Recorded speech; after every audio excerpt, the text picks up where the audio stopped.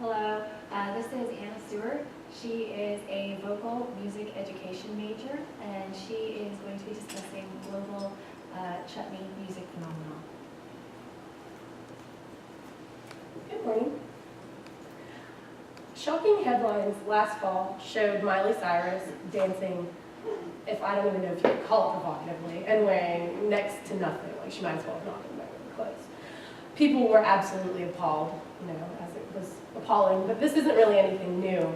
Females have been criticized for being too provocative, just too out there for so many years, and over 100 years ago, the women of the chutney movement suffered the same fate. Chutney music and dance emphasize liberation, freedom, and new traditions. It's indicative of the late 19th century and early 20th century colonization of the Indian people. Through indentured servitude and migration, chutney was created in Trinidad. After the emancipation of slaves in the British Caribbean in 1847, the need for labor forced indentured servants to migrate to the Caribbean. More than 500,000 Indians made the migration as contracted laborers. Most of these Indians saw it as a chance to escape severe economic conditions in India and as hunger as well. Most indentured laborers in Trinidad came from Uttar Pradesh and other North Indian villages where Bhojpuri was the dominant language. You can see the arrows pointing to the top area. And then the other laborers came from Madras in South India.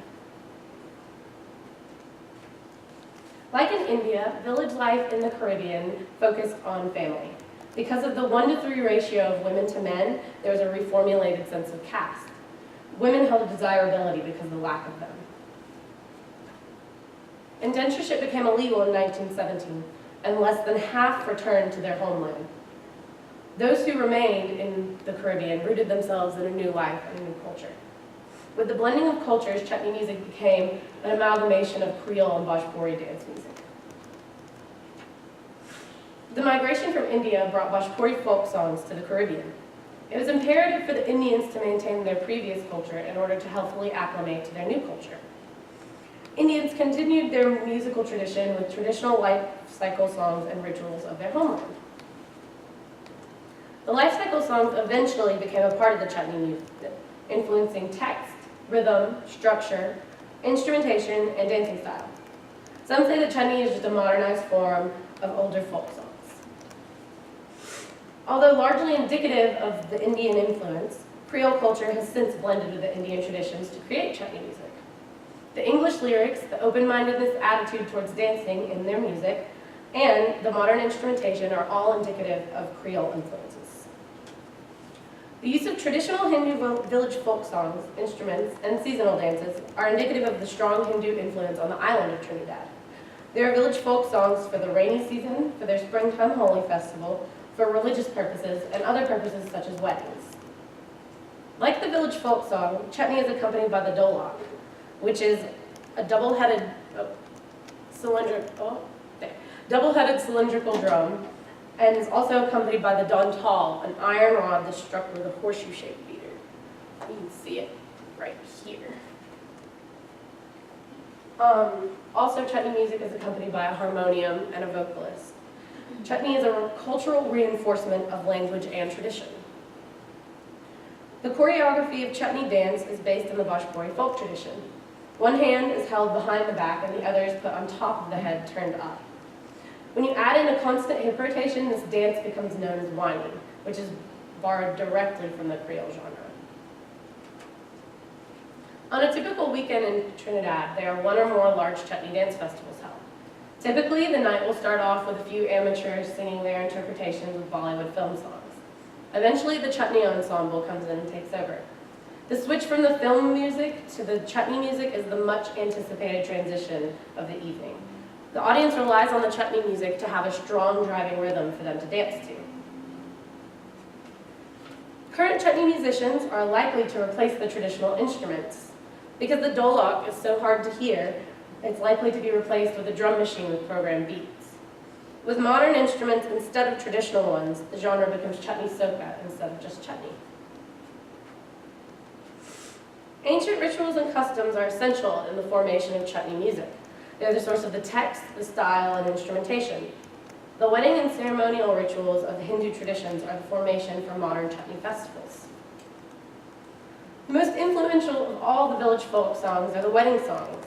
They're sung by groups of older women in a creolized form of Bhojpuri, and they influence chutney through text, erotic dancing, and the women's roles.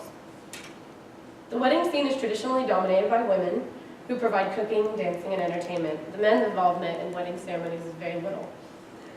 Women's roles are centered on singing and dancing in the ritualistic and in the informal environment.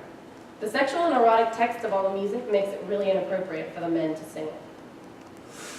Another wedding song would be the lightly sexual and teasing song, the Lashari. They're sung while cooking, feasting, or during waiting periods, and they're lively, fast-paced, and accompanied by the dolak and the dantal, just like chutney music. The most vital of the wedding rituals is the Madakor. It's the women's ceremony on the first night of the Hindu wedding weekend. Due to the sexual content, it's regarded for only women. It would be considered demeaning and inappropriate for men to sing these songs. During the Madakor ceremony, women are accompanied by a tassa ensemble. It's a very dark and bad picture, but it's about the only picture I could find of a tassa ensemble. A tassa ensemble includes, but is not limited to, as you can see, 2 large kettle drums with goatskin heads and a very heavy double bass drum. As you can see, there are tons more than that. Those are just the typical ones. The men will stand at a distance while they're accompanying the women because the women are singing lustful songs and performing whimsically erotic dances. The separation of men and women during these ceremonies is the indication of the privacy and intimacy that the women have during these rituals. The same erotic energy is present in chutney music and dancing today. In the early 20th century, a few female dancers started to dance in public, challenging the roles of women at that time. Although it was thought of as unrespectable at that time, their presence really helped to liberate women. Equally important is the act of men and women dancing together. Previously, it was seen that if a man was dancing with a woman, that he was seen as feminine. If a woman was dancing with a man, however, she was seen as provocative. Chutney-style dancing by women and a few men started to appear at private weddings. As a result of chutney music, women gained liberation and independence. The previous belief that existed that said women could not dance publicly or provocatively, that belief was eradicated through the unrestricted dancing styles and influences of the Creole culture. Conversely, men were allowed to drink, dance, and socialize as freely as they wanted to, while women were expected to maintain Indian ideals of family honor and modesty. With this newfound freedom, family structure and gender roles were altered significantly. The customs of India grew further away and the social restrictions were loosened. Although most chutney influences are of the Bhojpuri folk tradition, there are some Creole roots. The Indian people in Trinidad have stopped speaking Hindi and have begun spoken English. This is the biggest Creole influence on chutney music. The Indo-Caribbean culture has made a constant effort to procure social and hierarchical status. Through chutney, they can do this. Chutney is not only the preservation of Hindi tradition, but also the establishment of social dominance. Now, the Indo-Trinidadians are the largest ethnic group on Trinidad, with 40% of their population. They're closely followed by the Afro-Trinidadians at 38%. The Afro-Trinidadians of Trinidad have always had a higher status than the Indo-Trinidadians. In 1970, the Afro-Trinidadians started a Black Power movement. This inspired the Indo-Trinidadians to revive their culture and to resist further creolization.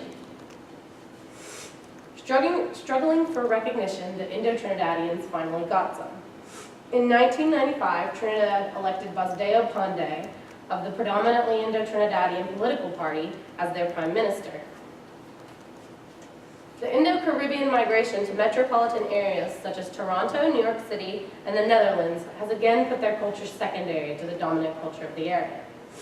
In Toronto and New York City, there are populations of about 150,000 Indo-Caribbeans. In the Netherlands, there's about 100,000.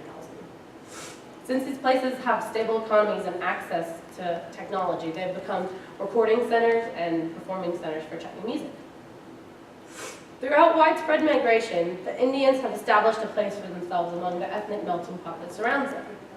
With the influence of Bhojpuri and Creole, Chutney has become a mesh of Chutney has become a globalized music phenomenon.